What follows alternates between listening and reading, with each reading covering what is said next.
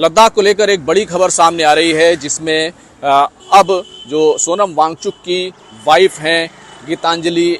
जे अमियो, वो supreme court पहुंच गई हैं और उन्होंने सुप्रीम कोर्ट में हैबियस कॉर्पस पिटीशन दाखिल की है और सोनम वांगचुक की गिरफ्तारी को लेकर और उनकी पूरी हिरासत को लेकर उन्होंने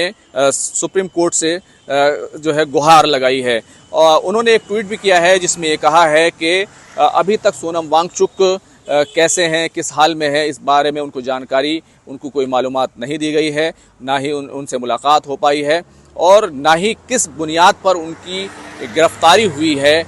उसको लेकर के भी कोई वाज़ेह तौर पर उनको कुछ भी मालूम नहीं है, उनको कोई जानकारी नहीं दी गई है, कोई मालूमात फराहम नहीं कराई गई है। तो ये मामला अब सीधे तौर पर सुप्रीम कोर्ट पहुंच गया है। आपने देखा था कि किस तरीके से करगिल डेमोक्रेट अलायंस जो सरकार से बात कर रहा था, ले अपेक्स बॉडी जो सरकार से बात कर रही थी, यानी हाई पावर कमेटी का हिस्सा थे, वो सोनम वांगचुक के समर्थन में उनकी हिमायत में प्रेस कॉन्फ्रेंस करके सामने आए हैं और उन्होंने मांग की थी पिछले दिनों के सोनम वांगचुक के ऊपर जो तमाम इल्ज़ामात लगाए गए हैं उनको फौरी तौर पर हटा लिया जाना चाहिए, क्योंकि वो देशद्रोही नहीं है, एंटी नेशनल नहीं है, उन पर एनएसए की कार्रवाई जो है वो गलत है और उसके बाद ही जो है सरकार से बातचीत होगी।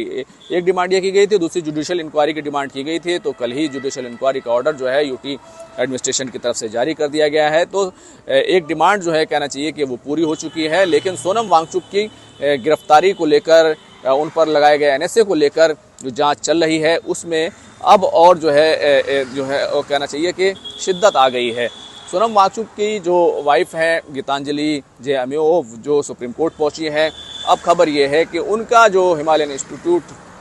है हेल, उसकी क्योंकि वो सीईओ है और उस पर फर्जी डिग्री जो है वो देने का आरोप लगाया गया है, जो इल्ज़ामात हैं। और इस पूरे मामले में क्योंकि पहले भी गिरफ्तारियां हुई हैं और सरकार ने इससे पहले जो है ज़मीन की जो अलॉटमेंट थी लीज़ पर, उसको भी कैंसिल किया था, तो इस पूरे मामले में जो है अब खबर ये आ रही है, हालांकि खबर जो है ये ज़राए के हवाले से है कि अब गीतांजलि से इस पूरे मामले में पूछताछ की जाएगी। तो लद्दाख में भी एक तरीके से जो चीज़ें हैं वो अभी तक हो रही हैं। अभी यूटी एडमिनिस्ट्रेशन की तरफ से पुलिस जो इस पूरे मामले में जांच कर रही है, उसकी तरफ से ये कहा गया है कि सोनम वांगचुक के ख़िलाफ़ उनके पास वाज़ेह सबूत मौजूद हैं, काफ़ी सबूत मौजूद हैं और सोनम वांगचुक जो है अब इस पूरे मामले में जो है वो बच नहीं पाएंगे। तो एक तरफ टकराव की जो है पोजीशन है कि ले अपेक्स बॉडी और करगिल डेमोक्रेटिक अलायंस पूरे मामले को लद्दाख से जोड़कर सीधे तौर पर ये कह रहे हैं कि पूरे लद्दाखियों को इंटरनेशनल कहा जा रहा है, फ़ौरन वहाँ पर विदेशी हाथ बताया जा रहा है। लेकिन अब जो है इस पूरे मामले में जो है वो कहीं ना कहीं अब जो देखा था फंडिंग की जो कहानी थी, फ़ौरन फंडिंग को लेकर जिस तरह की जांच शुरू हुई थी, वो कहीं ना कहीं अब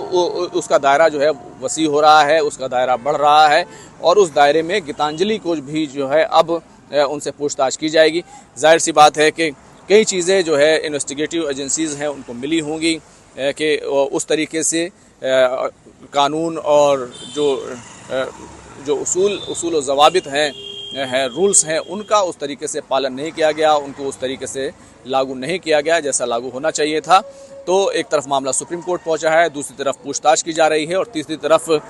जो लद्दाख के लोग हैं, जो करगिल डेमोक्रेटिक ले अपेक्स बॉडी, वो सरकार से बातचीत के लिए शर्त रख रहे हैं कि सोनम वांगचुक के ऊपर से, लद्दाखियों के ऊपर से एंटी नेशनल होने और उनके ऊपर एनएसए लगाए जाने की उनको यह तमाम इल्ज़ामात हटाए जाएँ। कुल मिलाकर अभी जो है मामला जो है सुप्रीम कोर्ट में है। बहरहाल देखना यह होगा कि सुप्रीम कोर्ट इस मामले में क्या ऑर्डर जारी करता है। लेकिन एक बात है, पिछले दिनों अभी 3 दिन पहले ही जब गीतांजलि की तरफ से दिल्ली में प्रेस कॉन्फ्रेंस की गई थी, उसमें उन्होंने ये कहा था कि वो कोर्ट जाना चाहते हैं, लीगल एक्शन लेना चाहते हैं, लेकिन अभी तक क्या ग्राउंड है और क्यों सोनम वांगचुक को किस ग्राउंड पर अरेस्ट किया गया है, किस ग्राउंड पर एनएसए लगाया गया है, इन तमाम चीज़ों की मालूमात अभी तक उनको नहीं मिल पाई हैं। लेकिन वेट करने के बाद, इंतज़ार करने के बाद जो है अब उन्होंने सुप्रीम कोर्ट में हैबियस कॉर्पस पिटीशन दाखिल की है, जिसमें सोनम वांगचुक के मामले को लेकर उन्होंने सुप्रीम कोर्ट से राहत की गुहार लगाई है। खुर्रम शहजाद, न्यूज़ 18, दिल्ली।